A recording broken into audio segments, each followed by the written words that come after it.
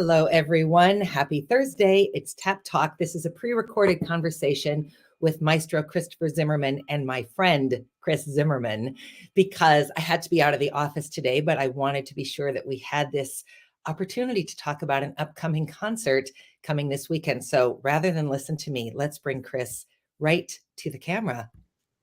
Hi, Chris. Hi, Dana. Nice to How are see you? I'm all right, thanks. Yeah, I like the this very warm weather.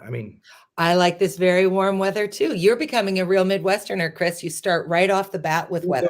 Well, the English do the same, right? That's true. That's true. That is very true. We always talk about the weather with my mother-in-law. So you're absolutely right. Okay. So you have the second Masterworks concert of the season coming up this weekend, Saturday night at 7:30, Sunday at 2. Tell us about this concert, because I'm really fascinated in particular by the piece that you have mishmashed together. Right. Well, the word mishmash is a Linda Boyd phrase. I quite like it, but I don't. What we're doing is something actually I've been thinking about for a long time, and in fact, we were going to do this or something similar to this just as a pandemic hit. So it's been sort of fermenting away in my head since then too. It's a little gimmicky, but I hope in no way is it, cheap or anything like that. Sure. I say gimmicky because my thought was along the following lines. So we're actually doing a compilation of Beethoven wrote 9 symphonies, and I thought, what if he's such probably the most popular classical composer of all time, probably, certainly symphonically speaking. And we've done a number of Beethoven symphonies, but I thought, what if we sort of did the best of? Now, it could be anyone's choice, of course, what the best of it is. Up to me, I guess, to choose that. So that's what I mean by a little bit gimmicky. On the other hand, I'm also thinking of the people who might come to our concerts who aren't regular kind of classical music people, that they would get a sampling, as it were, of the music of this composer. Like a wine flight. I was actually just as I was thinking the very same thing. Indeed, there's a little bit of salesmanship here too, but also, in all seriousness, I thought that if I could choose the right pieces, it's like a sort of a compilation, but there's a sort of narrative to it too. So and it's changed a bit from what it was going to be before the pandemic, because we have a thread to this season, which is 5th symphonies, and so the number 5 looms quite large. That's not true. Most of Beethoven's symphonies, 8 of the 9, have indeed 4 movements, a 4-movement structure, like most symphonies at that time do. But I've actually chosen 5 movements, the 5 number, as you can see. And so sort of spun, I hope, a narrative together. So I made myself also a little bit of a sort of, parameter to this, that one couldn't choose 2 movements from one symphony. That's cheating. Wow. So it's a different movement from a different symphony. Now, it's a bit of a spoiler, but maybe I can say what they are. I don't really know. I was just going to ask you, can you tell us, either tell us what movements from what symphonies, although I will be totally honest with you. I feel like I'm a well-versed layperson because I was a music major for a year. I studied, the periods. Sure. But if someone says to me, well, Beethoven's Second, I cannot hum anything from Beethoven's Second, even if I know it. So either tell us. Well, that's actually an interesting one. So because actually Beethoven's Second isn't in this, because I would have noticed. And I only have, in this case, 5 movements. Okay, tell us what they are.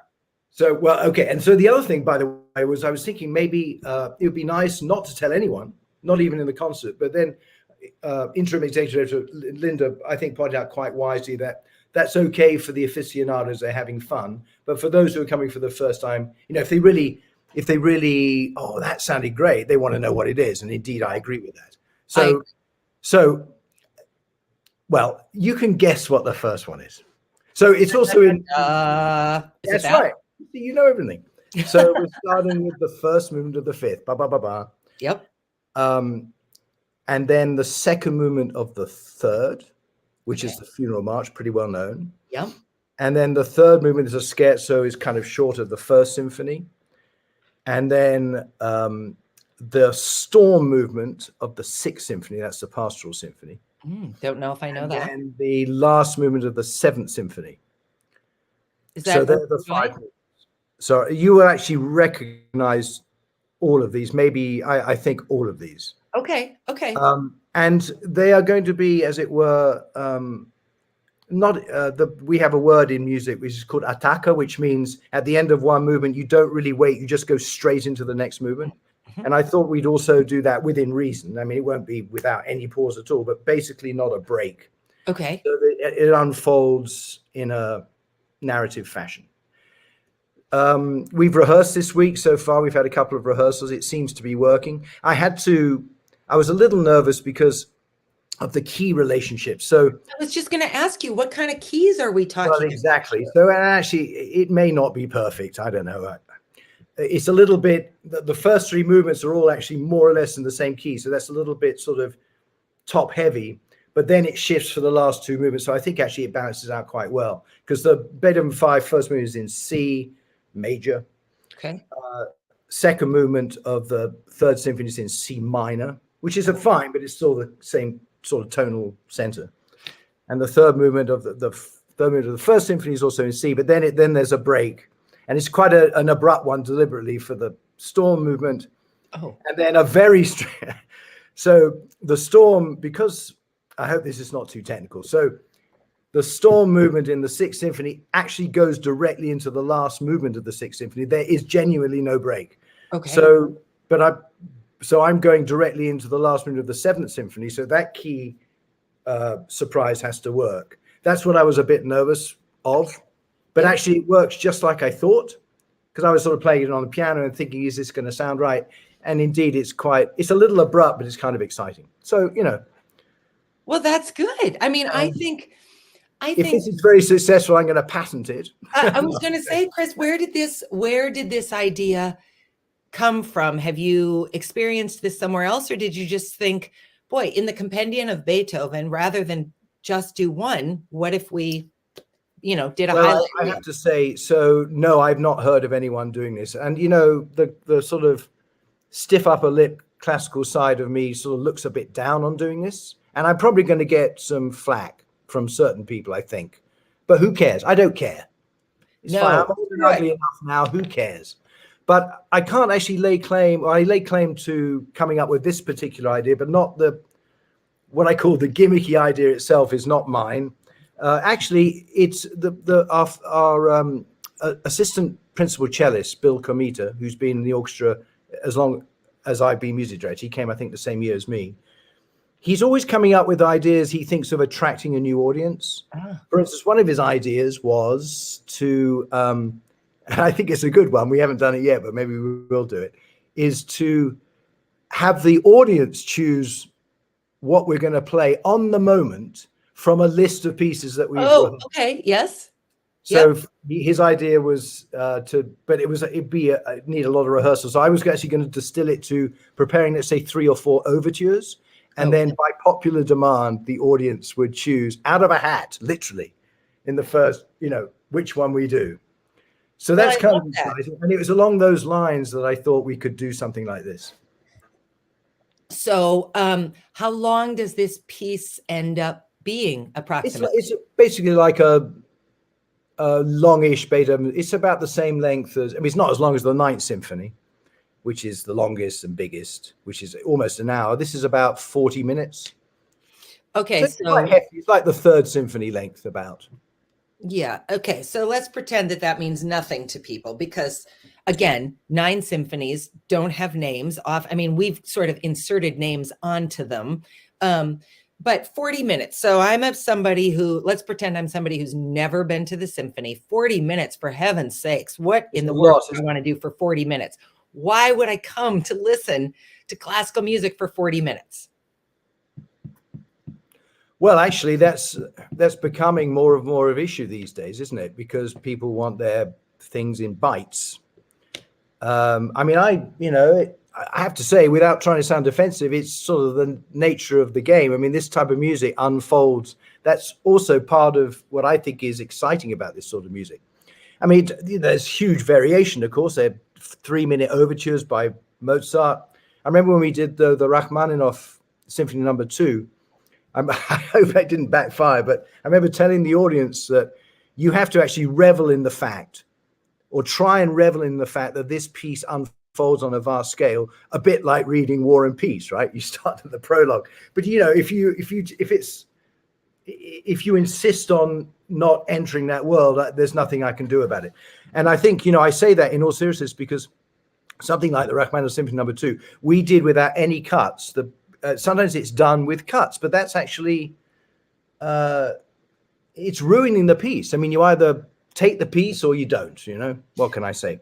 I mean, in this particular compilation, it has to be said. So the first movement of the fifth is a very fast, highly energetic movement. As you know, ba ba ba ba, the whole thing's over in 8 minutes. And I'm not doing any repeats, by the way, because that's another matter. As you know, and many people do, there are sections that in his day he would repeat. These days you've got the choice of repeating them or not. There's no repeat in this.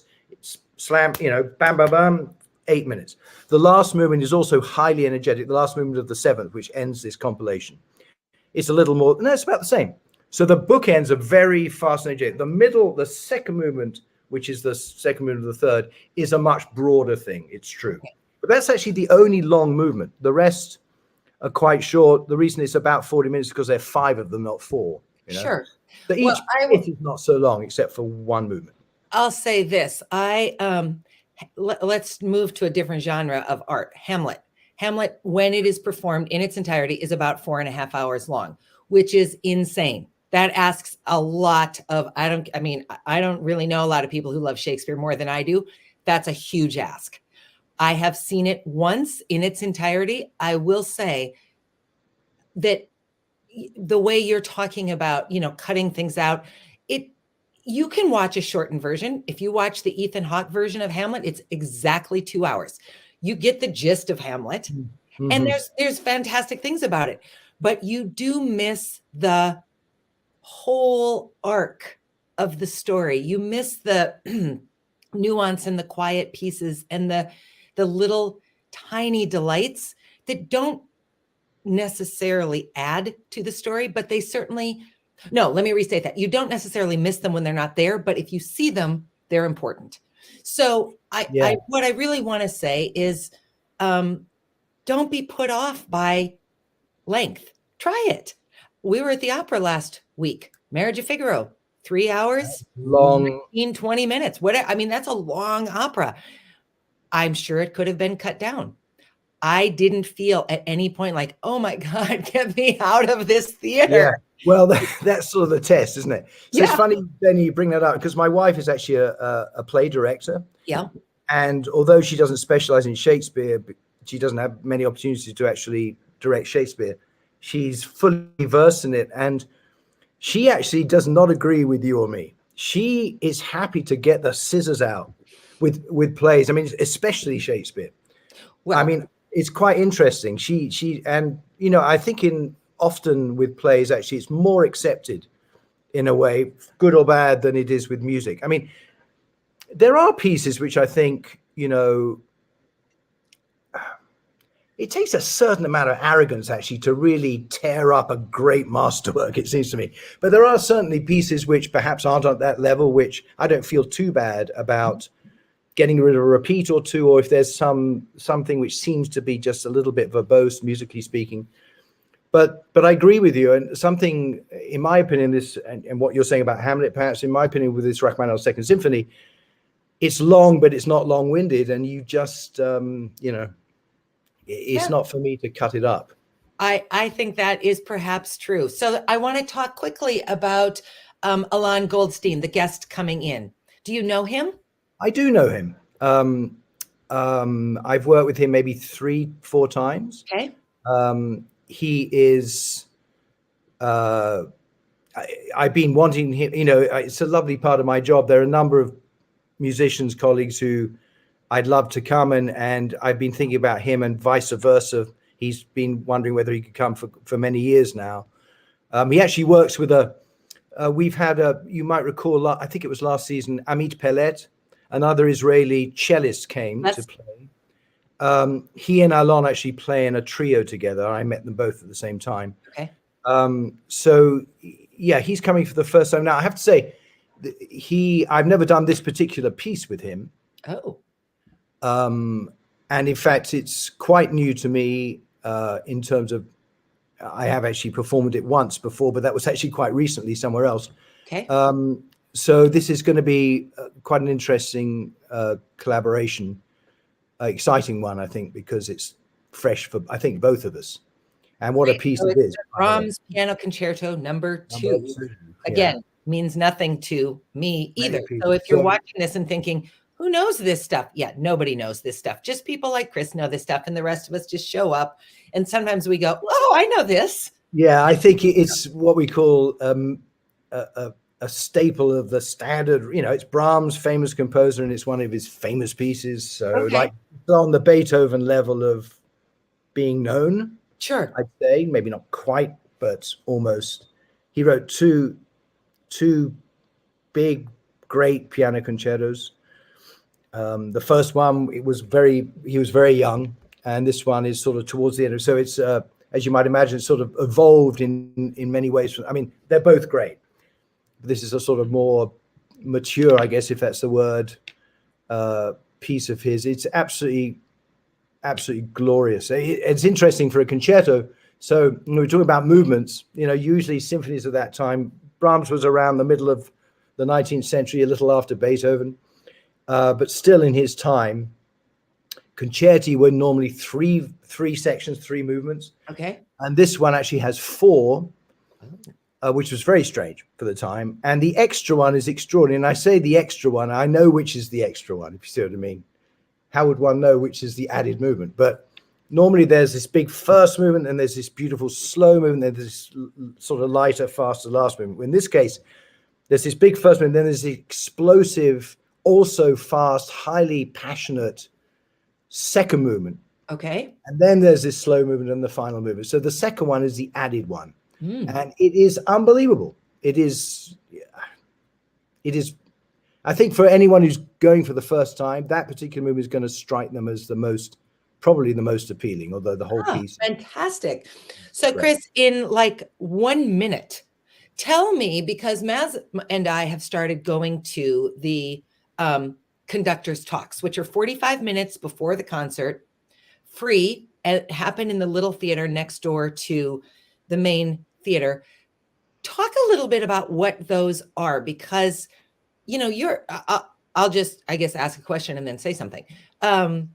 You're a charming, educated, highly engaging presenter about sort of where things fit in the pantheon of music and how composers are interconnected and all those kinds of things. But you don't really get the chance to talk about that from the stage between pieces because they're already substantial concerts. So just invite our audience to come to these pre-talks. Yeah, I am finding them so enchanting. Thank you. So yeah, these pre-concert talks are very, I'm sure you noticed, and I hope you think it's right. It's not a lecture of any sort. No. It's very informal. Yep. I try, it's quite difficult. I guess as one does more of it, I know you don't like the word one. I was just thinking, only the English use one, Chris. Yeah, I'm hoping that, as you say, to try and engage the listener as much as possible. And, it's a balance. I don't know if I always get it right, but, if people sort of glass over, you try to make it different the next time. So from my experience, what I try to do is give some information without being too dry or academic or intimidating in any way about it. I don't think I'm intimidating because I'm not really academic in these things. So, context. Yeah. So there's that part, putting the piece in context, and often I try to talk a little bit about this concert, say this weekend, in the context of the entire season, because there's sometimes a kind of thread throughout the season of some sort. Not too clever or not too, erudite or anything like that. But also, as you know, I'm trying more and more to, I get either members of the orchestra coming on stage with me, so we can talk about behind the scenes, which I think is also quite interesting for the audience. And when there's a soloist, of course, I try to get he or she to come on and they talk about themselves. And so for me, that's fun because I don't, I'm sort of the MC. I try to elicit stuff out of these, information from these. And I think you would agree, I hope you would agree that 99.9% of the time, the soloists, they're very relaxed and they're really good at talking to the audience. And, so we have that part of it. And then there's usually questions from the audience to either me or the soloist or the orchestra musician who may be there. So, it's just to get for people to get a little bit of information, not only about the concert, but about the people involved. Well, and it humanizes it. I will say quickly that I performed with the Fargo-Moorhead Symphony once as an actor. And I've performed in front and with live orchestras a lot, but never where the orchestra is the feature and I am there to support the orchestra. And it was daunting. It was super daunting. I was my first night of rehearsal. There was this big intro to my part, and it was the previous conductor, and it got to me, and I completely fell apart. And I turned around and I said, "Oh, you have to start all over. I can't do it." No. And, the conductor, who very kindly looked at me with sort of an exasperated look of, "Well, we did our part. It's your turn to do yours." And the reason that I'm telling this is because I think conductors, rightly or wrongly, have sort of an aura about them. There's so much drama to your position. There's so much command. It's easy to think, well, this person is unapproachable. Yeah. And I think one of the perks to these pre-concert talks is it really humanizes you, and it reminds the audience that you are one of many, and the audience is an important piece of the many. Everybody can play music who plays music. Everyone who has access to an instrument can do that. What the audience brings to it is their energy, their response. I mean, there's nothing more glorious than being in an audience at the end of an incredible piece of music, and you feel that instantaneous and communal. That's great. We've all had it together. That only happens because an audience is also in conversation with the orchestra and with the conductor. So that's a long way of saying Friday night at 6:45 or Sunday at 1:15. Saturday night, yeah. Sorry, yeah. Yes, Saturday night at 6:45 or Sunday at 1:15. You have this opportunity to have this very human experience with you and someone else. And it's such a beautiful way to set the stage for a real dialogue between the audience and everybody on the stage. It's a good point. I mean, I think you're dead on here. I think it's interesting when you play, like during the pandemic, we did all our concerts. There was no audience, so we really have experienced actually playing without an audience, and it is amazing it's an intangible thing. I can't really describe it with any specificity, but the audience does definitely give something, and in fact, it changes what you do. Yes, but I'm not sure. It does. It certainly changes what the players do because they are. I got my back to the audience, so that's one thing. But the players I think they would feed off the audience more obviously than I do because they're right there. Then, of course, when things change a bit with them, then it changes a bit with me. So the audience actually does play an integral part. It really is a three-way conversation. And the only thing that I think for a layperson who's never been to a live performance, the only thing to relate it to is if you watched professional sports during COVID. Right. So we watch a lot of English Premiership football at my house. Well, there's all these elite athletes, and it was a very different game without an audience there to cheer, to jeer, to support, to bemoan, to whatever. They were technically playing the same sport, but it was not the same. Even to watch it through the television, it was not the same. Yeah, I agree. Okay, Chris, I will see you on Sunday. We have to change our tickets this week. Everyone else, get some tickets. Come to these concerts. Come and have this experience. Try it once, if for no other reason than to say, Yeah, I've been to the symphony. You don't have to, it's not a lifetime commitment, but you should definitely walk through the doors once, like you should walk through the doors of everything once. So I hope to see you all this weekend. Chris, thanks for joining me. Thank you so much for having me, Always Dana. good I to see appreciate you. it. Thanks to Good. 702 Communications, as always, for the support. Everybody else, we'll see you either at the concert or next Thursday. Have a great week. Bye. Thanks, Dana.